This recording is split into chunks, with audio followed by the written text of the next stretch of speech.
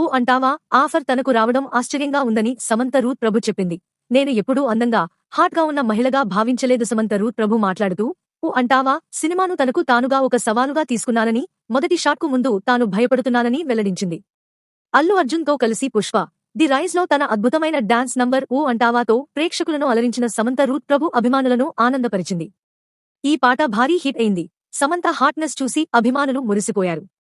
అయితే ఇటీవల గల టాప్+కి ఇచ్చిన ఇంటర్వ్యూలో ఈ ప్రత్యేక నంబర్ చేయకుండా ప్రజలు తనకు ఎలా సలహా ఇచ్చారో సమంత వెల్లడించింది.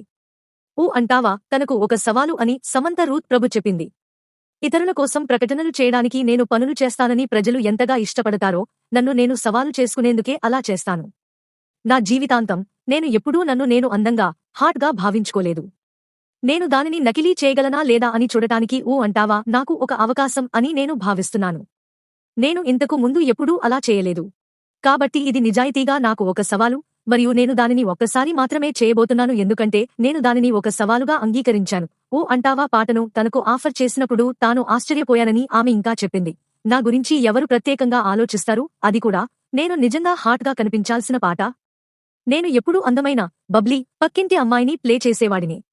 ఇది నృత్యం గురించి కాదు, వైఖరి గురించి. తన లైంగికతలో ఎల్లప్పుడూ సుఖంగా ఉండే భయంకరమైన, నమ్మకంగా ఉన్న స్త్రీ ఇవన్నీ నేను కాదు. నా చుట్టూ ఉన్నవారు ఖచ్చితంగా కాదు అని అన్నారు. నాకు సాహిత్యం నచ్చింది. ఇంతకు ముందు ఎవరూ నాకు ఇలాంటిది అందించలేదని నేను భావించాను మరియు నేను దానిని ఒక అవకాశంగా చూశాను. మొదటి షాట్కు ముందు నేను 500 మంది జూనియర్ ఆర్టిస్టుల ముందు వణుకుతున్నాను. నేను చాలా భయపడ్డాను. ఊ అంటావా సినిమా పుష్ప ది రైజ్ సినిమాలోని ప్రధాన ఆకర్షణలలో ఒకటి. ఈ పాట భారీ విజయాన్ని సాధించింది మరియు సమంత తన బోల్డ్ మరియు ఆకర్షణీయమైన నటనకు ప్రశంసలు అందుకుంది. అల్లు అర్జున్, రష్మిక మందన్న మరియు ఫహద్ ఫాసిల్ ప్రధాన పాత్రల్లో నటించిన ఈ సినిమా బాక్సాఫీస్ వద్ద భారీ విజయాన్ని సాధించింది. అయితే సీక్వెల్ పుష్ప 2 ది రూల్ లో సమంతకు బదులుగా శ్రీలీల కిస్క్ అనే ప్రత్యేక నృత్య ప్రదర్శన ఇచ్చింది. సమంత తదుపరి ది ఫ్యామిలీ మ్యాన్ లో కనిపించనుంది.